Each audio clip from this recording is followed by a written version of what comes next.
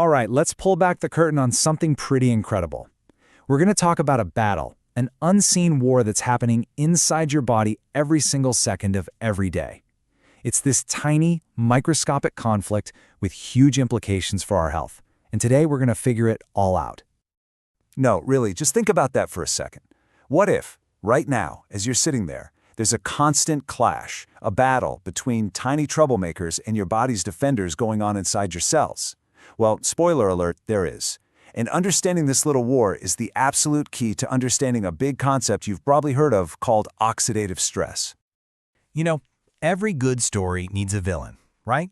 Well, in our Cellular saga, the bad guys are microscopic, but believe me, they can cause a whole lot of chaos. So, let's meet them. Okay, so these villains are called free radicals. And here's the wild part. They aren't some foreign invader. Nope, they're actually made by your own body. They're a totally normal byproduct of things like turning your food into energy. Kind of like the exhaust from a car. A little is expected, but when you get too much, it becomes a real problem. They're super unstable, and they just bounce around your cells like a pinball, potentially damaging really important stuff. So what happens when the production of these little troublemakers gets totally out of hand? What if your body's defense systems just can't keep up and the villains start to seriously outnumber the heroes? Well, that is what we call oxidative stress. It's that moment of imbalance, that state of total cellular chaos. Think of it as the central conflict of our story. It's not a disease, but it's a condition where the scale has tipped and it's not in our favor, leaving ourselves in a pretty vulnerable spot. And this is why this whole battle matters so much.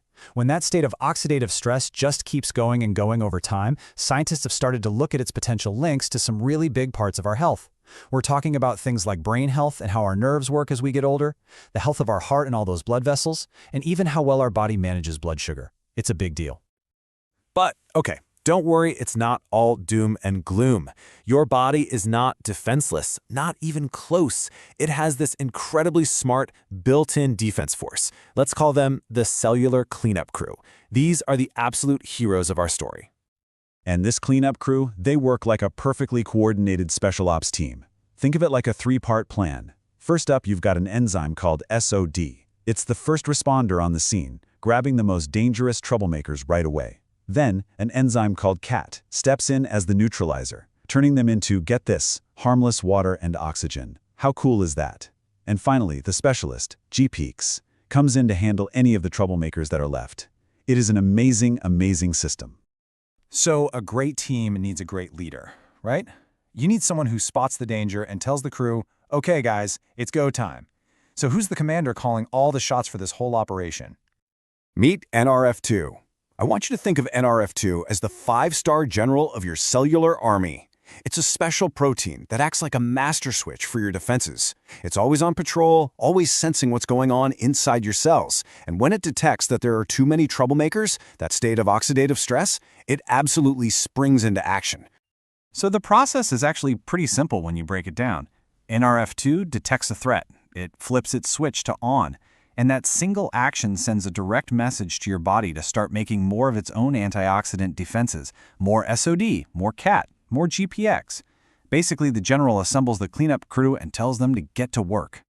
Now, our bodies are amazing, for sure. But, scientists are always curious. They started asking, are there ways we can support this incredible natural defense system?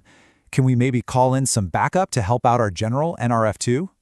And here are just a few of the potential reinforcements that researchers are looking into. So you've got things like Astaxanthin and Carnosine. Their primary mission is to go in and neutralize the troublemakers directly, but they might also help out by influencing or kind of enhancing that NRF2 switch.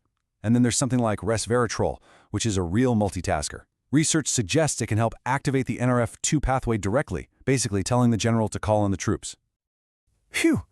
Okay, so we've met the villains, we've met the heroes, we met the general, and we even met the potential backup. So let's bring it all home and talk about the big takeaway from our entire cellular story. What does this all mean for you?